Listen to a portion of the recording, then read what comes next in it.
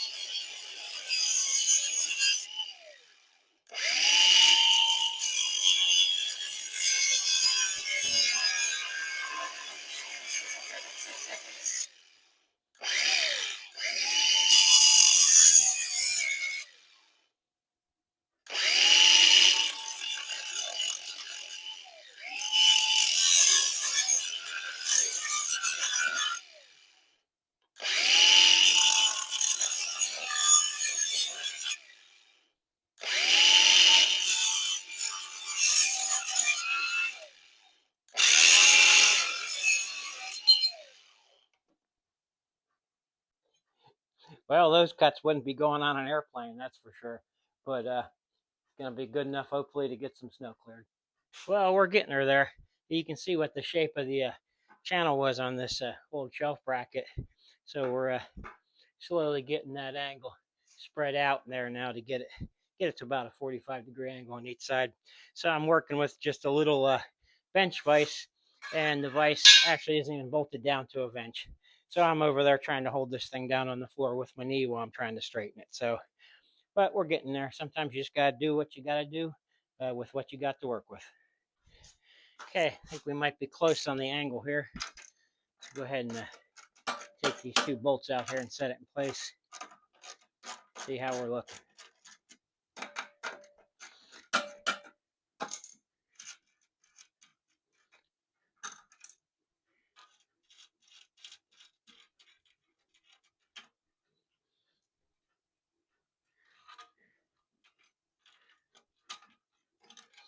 Okay.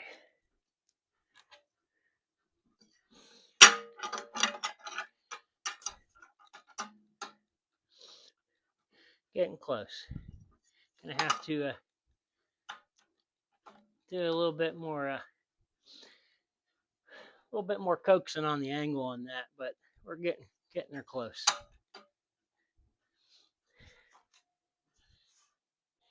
All right, let's see how this sets in place there now. Oh, that's looking a lot better. I think that's going to be just fine. The Chinese would be proud of that.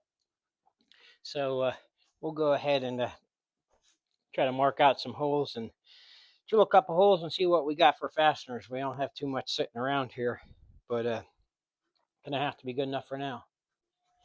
I will go ahead and try to mark up the 2 original holes on here, and we can maybe put those back in first, and we'll start from there and then add a few more.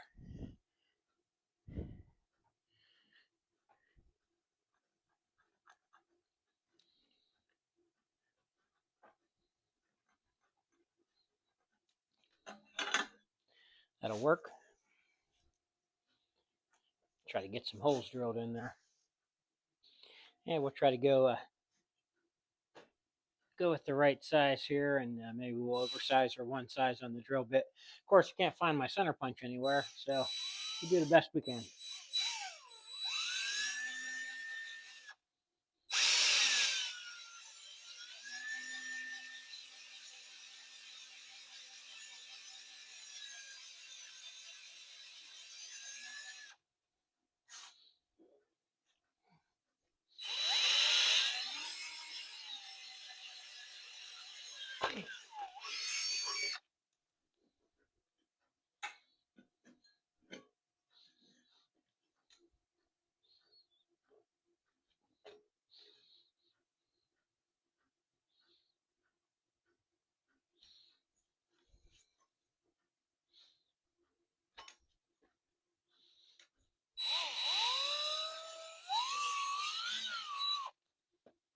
She's walking a little bit.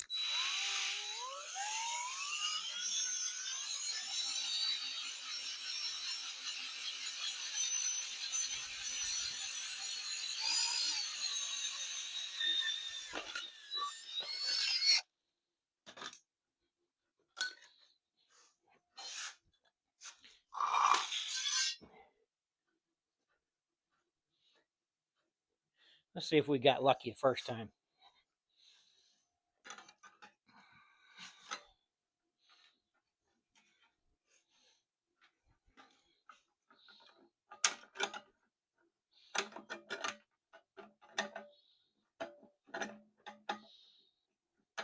Yeah, we're going to have to go up to the next size bit anyways.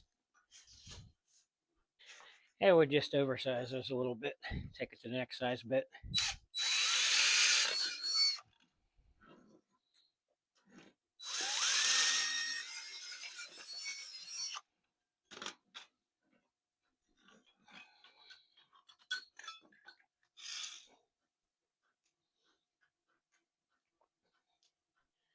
Say, second time's a charm, right?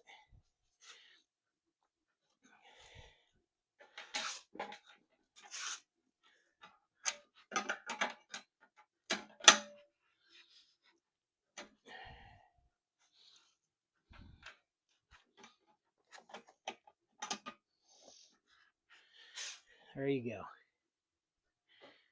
That. Whew, couple big burrs on there, huh?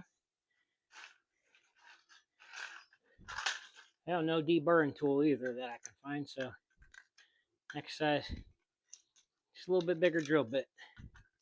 Just take off the edge of them holes. There you go.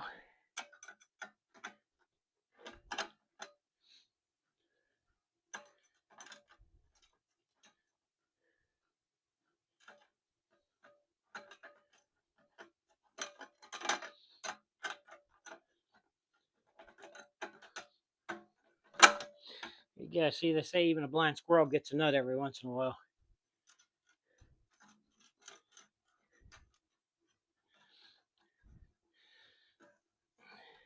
That works. So we'll add a couple more holes and drill a couple more into that bottom plate there and get her braced up. Okay, so I got one hole in there. I managed to round up a couple fasteners. We gotta drill at least one more in here. Yeah, you figure you don't have to go crazy with fasteners because this thing really isn't made out of the thickest metal. So if you go putting 10 screws in it, it still doesn't change the fact that you're putting a bracket onto a piece of tin foil here. So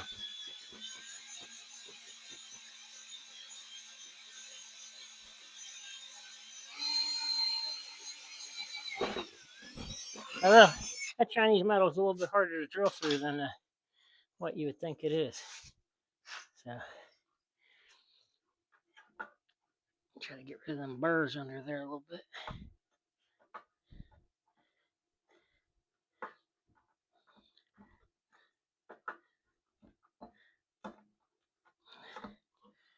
Well, it'd be nice if I could always find all my tools when I need them. Can't even blame anybody taking them either. I'm the only one that works with them. So, got a couple old fasteners here that's just managed to come home with me over the years from work, and I'll wind up putting a couple of these to use here.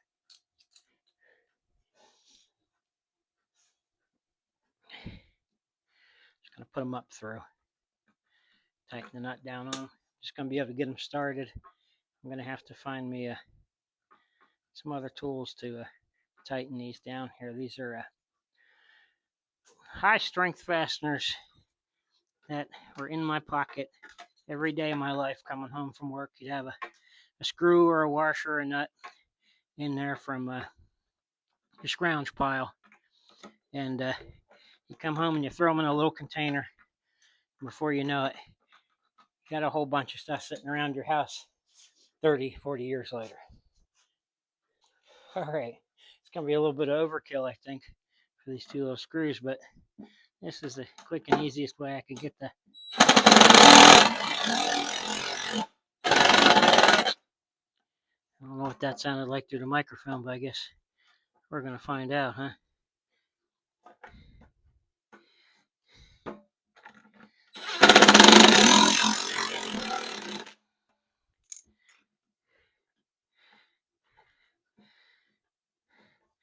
Well, there you go.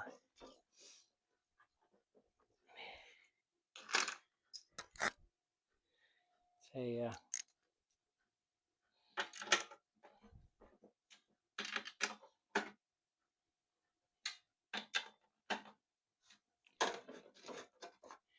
now I'd say that's going to be at least as strong as what those two welds were before, and we'll find out when we go back out there in the snow later. I could put a couple more fasteners in here, but the way this thing's designed here, you pull this pin up and you pivot, and so I could go across here. Maybe I'll throw a second one in here on each side of that. But there is some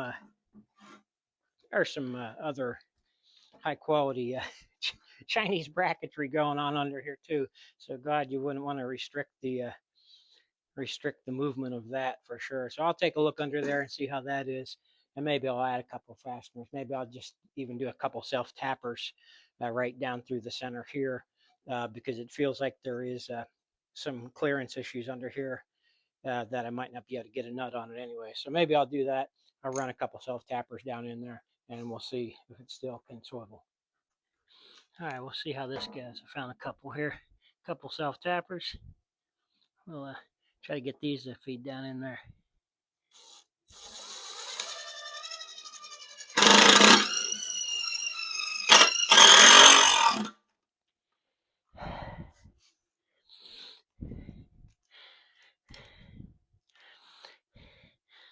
Good Lord, that went through there better than the drill bit did.